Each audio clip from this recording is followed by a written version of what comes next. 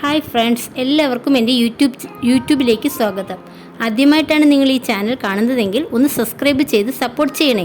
അപ്പോൾ നമുക്കിന്ന് മധുരക്കിഴങ്ങ് കൊണ്ട് എളുപ്പത്തിലും ടേസ്റ്റിയും ഹെൽത്തിയുമായിട്ടുള്ള ഒരു കട്ട്ലേറ്റ് ഉണ്ടാക്കിയാലോ. മധുരക്കിഴങ്ങ് ആദ്യം വൃത്തിയാക്കി ചെറിയ കഷ്ണങ്ങളാക്കി മുറിച്ച് പുഴുങ്ങാൻ വയ്ക്കാം. ആവിയിലോ കുക്കറിലോ വെച്ച് പുഴുങ്ങാം. കുക്കറിൽ വയ്ക്കുകയാണെങ്കിൽ കുറച്ച് വെള്ളം ഒഴിച്ച് ആവശ്യത്തിന് ഉപ്പും കൂടി ചേർത്ത് വേണം പുഴുങ്ങാൻ. എളുപ്പത്തിന് വേണ്ടി ഞാനിന്ന് കുക്കറിലാണ് വയ്ക്കുന്നത്. 2 വിസിൽ കേട്ടപ്പോൾ ഞാൻ കുക്കർ ഓഫ് ചെയ്തു. മധുരക്കിഴങ്ങ് നന്നായി വെന്തിട്ടുണ്ട്. ഇനി ഇത് നന്നായി ഉടച്ചെടുക്കണം.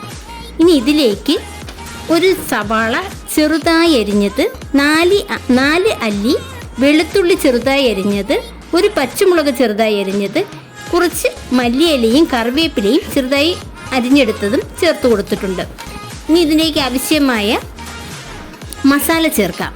മുളക് പൊടി, മഞ്ഞൾപ്പൊടി, garam masala, 3 table spoon cornflour, 2 table spoon അരിപ്പൊടി, ആവശ്യത്തിന് ഗോതമ്പ് മാവ്. ഇനി ഇതിനാവശ്യത്തിനുള്ള ഉപ്പും കൂടി ചേർത്ത് ഇളക്കി യോജിപ്പിക്കാം. വെള്ളം ചേർക്കരുത്. മധുരക്കിഴങ്ങിൻ്റെ നനവിൽ വേണം ഇവയെല്ലാം കുഴച്ചെടുക്കാൻ. മധുരക്കിഴങ്ങ് കുറവാണെങ്കിൽ ഈ ഗോതമ്പ് പൊടിയുടെയും കോൺഫ്ലവറിൻ്റെയൊക്കെ അളവ് കുറയ്ക്കണം. വെള്ളം ചേർക്കാതെ നന്നായി കുഴച്ചെടുത്തിട്ടുണ്ട്. ഇനി ഒരു പാൻ അടുപ്പത്ത് വെച്ച് ചൂടാകുമ്പോൾ ഇതിലേക്ക് കുറച്ച് വെളിച്ചെണ്ണ ഒഴിച്ചു കൊടുക്കാം.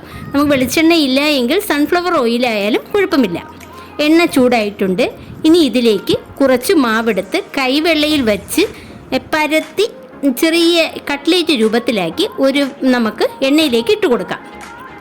ഒരു വശം ചുവന്ന് വരുമ്പോൾ മറിച്ചിട്ട് കൊടുക്കാം.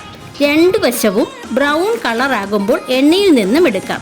കുട്ടികൾക്ക് കൊടുക്കാനാണ് നിങ്ങൾ ഉണ്ടാക്കുന്നതെങ്കിൽ നമുക്കിതിനകത്ത് മുരിങ്ങയിലയോ ചീരയിലയോ ചെറുതായി അരിഞ്ഞ് ചേർത്ത് കൊടുക്കാം. ക്യാരറ്റ് ഇതും ചെറുതായി അരിഞ്ഞ് ചേർത്ത് കൊടുക്കാം.